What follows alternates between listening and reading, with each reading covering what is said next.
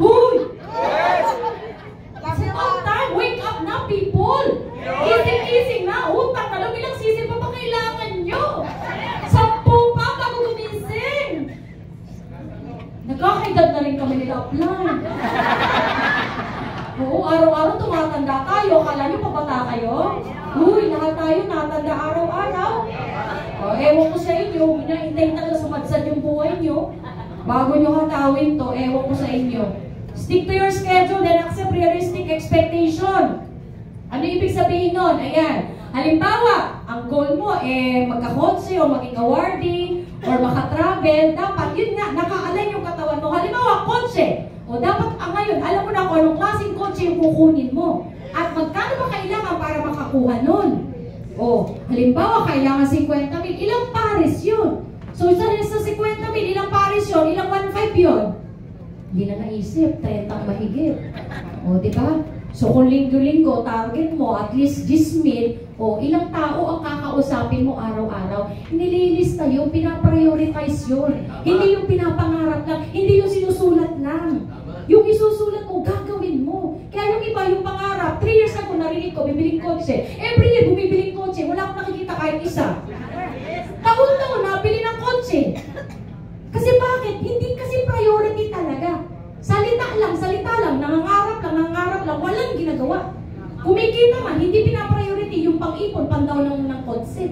Pag nakakita ng bagong gamit, cellphone, upgrade, nasa na yung priority yung kotse? Wala na. O hindi, saka na. Pwede naman January. Noong September ang target, naging January. Nung dumating January, wala na. Hindi, okay lang. Next September na lang ulit. Every year, ganun ang sistema. Drawing na nga. Totoo.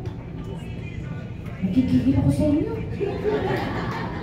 Make your priorities a team effort. Ayan. Lahat tayo, ayan, priority ay mabago ang buhay natin. Tama ba?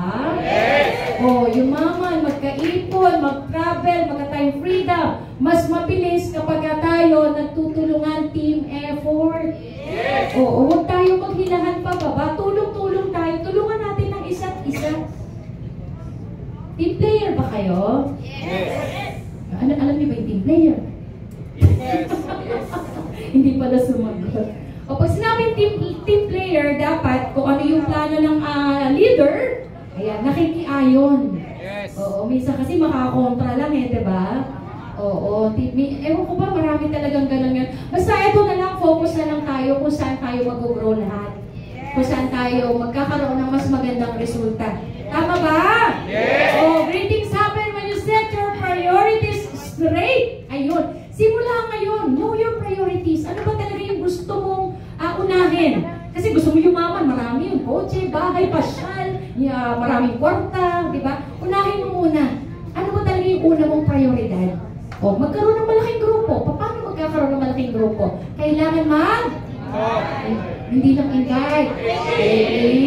O, focus lang po tayo sa money-making activities po natin. O, yun. Magpo-prospect, magpe-present, mag-i-invite, prospect, nakukuha, ipo-close, follow-up, then duplication. Nakukuha po? Yes! Ayan. So, sana po ay nakapulot kayo ng maraming aral sa lahat ng share today. Congratulations si IL team. Thank you, Sir Aris. Ayan. Thank you, Lebres family. Ayan ang Pagsy, kay Nino Roger Likuan. Ay, grabe, Pagsy talaga. Fight! Good! Nalilibot pa niya ko dyan ni Sir John. Fight, action, good champion talaga. Anyway,